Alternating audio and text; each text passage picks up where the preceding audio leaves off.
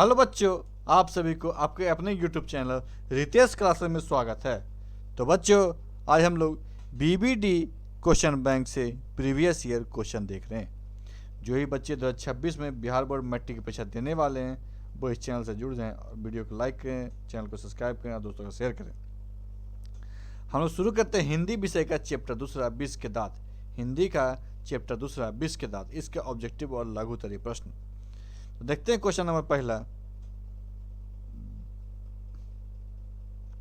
किसके अनुसार दोनों सेनाओं ने सिद्धांतों को भी बदल लिया था?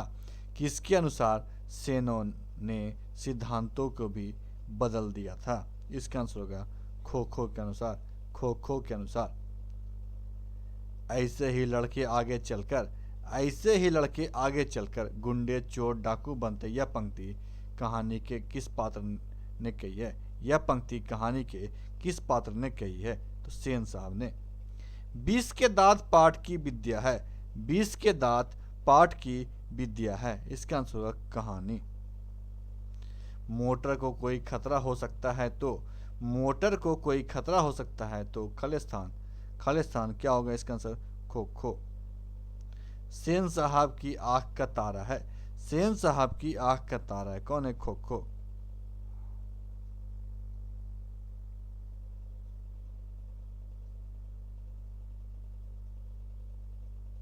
सेन साहब की नई मोटर कार कितने की थी? सेन साहब की नई मोटर कार कितने की थी? इसका आंसर होगा 7,500 की। 7,500 की। खो खो के दांत किसने तोड़े? खो खो के दांत किसने तोड़े? तो मदन ने। किसने तोड़े? मदन ने। नलिन बिलोचन शर्मा का जन्म कब हुआ? नलिन बिलोचन शर्मा का जन्म कब हुआ? कब हुआ?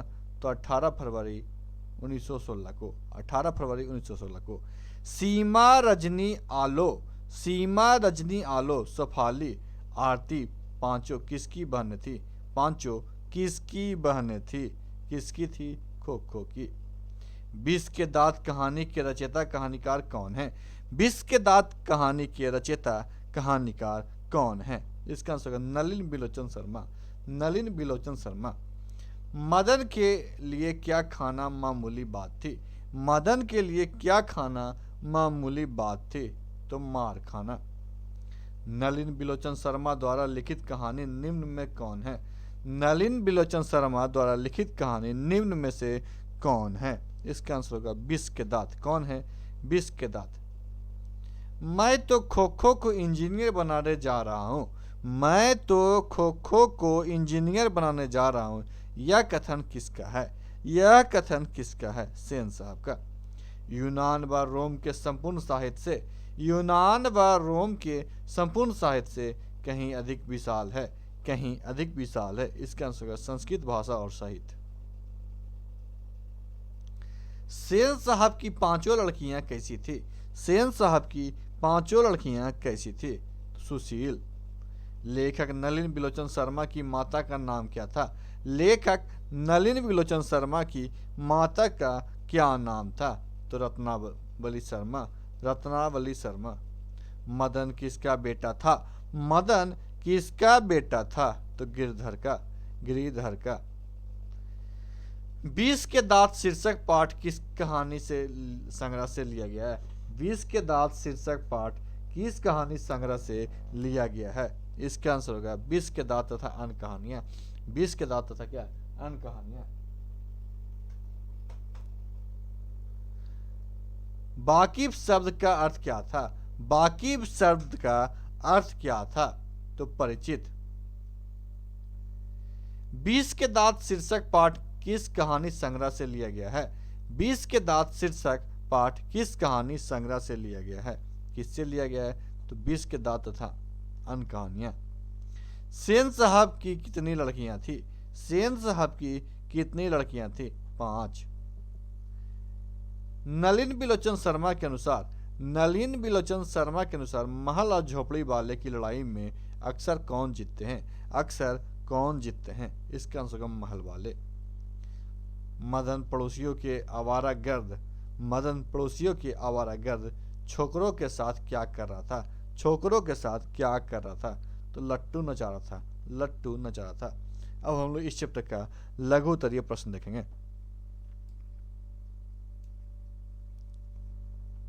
खो खो किन मामलों में अपवाद था? खो खो किन मामलों में अपवाद था?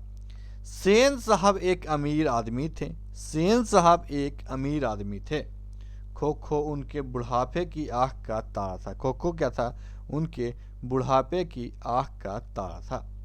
इसलिए मिसेस सेन ने उसे काफ़ी छूट दे रखी थी। मिसेस सेन ने क्या है? उसे काफ़ी छूट दे रखी थी। खो खो जीवन के खो खो जीवन के नियमों को जैसे अपवाद था। नियमों क्या? जैसे अपवाद था।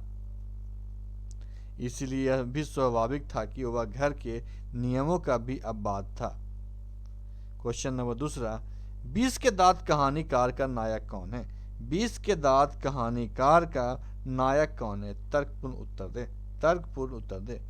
20 के दांत कहानी में 20 के दांत कहानी में मदन ऐसा पात्र है जो अहंकारी के अहंकार को नहीं सहन करता, बल्कि उसका स्वभाव जागृत होता। बल्कि उसका स्वभाव क्या होता? जागृत होता। और वह खोखा जैसे बालक को ठोकर देकर बरसों से दबे अपने पिता की आंख भी खोल देता। संपूर्ण कहानी में मदन की क्रांतिकारी भूमिका है। संपूर्ण कहानी में क्या है? मदन की क्रांतिकारी भूमिका है। अतः इसका नायक मदन है। इसका नायक कौन है? मदन है। क्वेश्चन तीसरा, 20 के दांत शीर्षक की सार्थकता स्पष्ट कीजिए। 20 के दांत शीर्षक की सार्थकता स्पष्ट कीजिए। 20 के दांत शीर्षक महल और झोपड़ी की लड़ाई की कहानी है। 20 के दांत शीर्षक महल और झोपड़ी की लड़ाई की कहानी है। मदन द्वारा पीटे जाने पे खो खो ने जो दांत टूट जाते हैं, खो खो से जो दांत टूट जाते हैं, वे अमीरी की प्रदर्शन प्रियता और गरीबी पे उनके अत्याचार के विरुद्ध एक चेतावनी थी। सशक्त विद्रोह है, यही कहानी का लक्ष्य है। यही क्या है? कहानी का लक्ष्य है। अतः निसंदेह कहा जाता है कि 20 के दांत इस दृष्टि से बड़ा ही सार्थक शीर्षक है। अमीरों के 20 के दांत तोड़कर मदन ने जिस उत्साह और आग का परिचय दिया है, वह समाज के जाने कितने गिरधर लालों के लिए गर्वोल्लास की बात है। इसमें लेखक द्वारा दिए गया संदेश मार्मिक बन गया पड़ा। इसमें लेखक द्वारा क्या है? दिया गया संदेश मार्मिक बन पड़ा।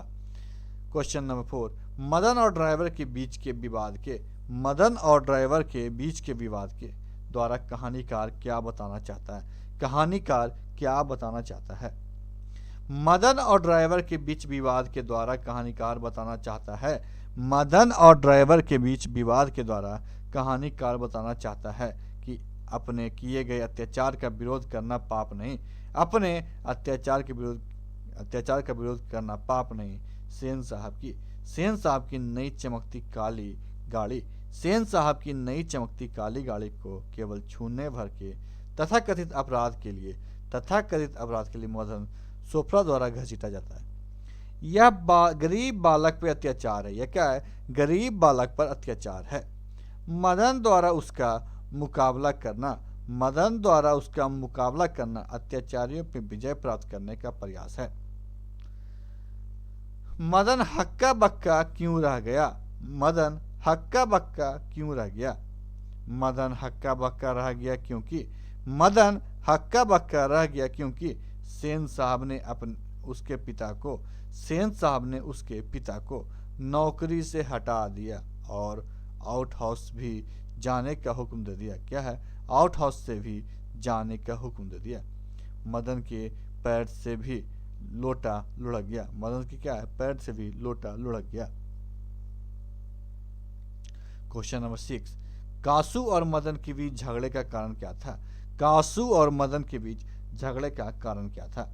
कासू और मदन के बीच झगड़े का कारण क्या था? इस प्रसंग के द्वारा लेखक क्या दिखाना चाहते हैं? विष के दांत शीर्षक पाठ के आधार पर उत्तर दें। विष के दांत शीर्षक पाठ के आधार पर उत्तर दें।